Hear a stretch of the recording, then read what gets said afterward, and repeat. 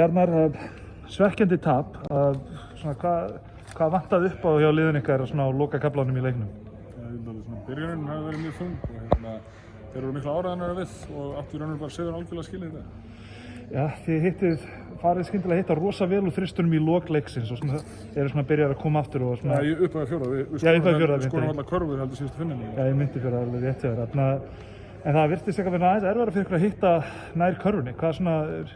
Var þetta bara eitthvað einbeitingarleysi? Eru menn eitthvað bara menn ekki hitta nógu vel upp? Hvað gerist?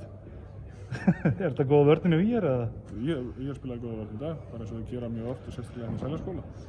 Mér fannst við fara að láta Dómgæslu trufla okkur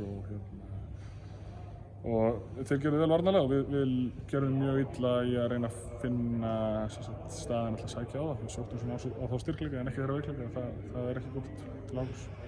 En hvað það er bara svona aðeins að vera einbeittar og spila svona betri liðsbolta til þess að sækja sigur í næsta leik? Er það bara málið hjá ykkur? Ég bara sækja meira á okkar styrkleika, sækja meira þangað sem okkur langar að fara og það sem við teljum vera lausnir, en það var ekki í dag, það var rosalega kaótískt og þeir gerðu vel í að taka út úr hlutum. Það er að krydda það líka. Það kemur bara betur, það kemur næst, ekki bara það? Jú, ekki vonandi. Takk fyrir það.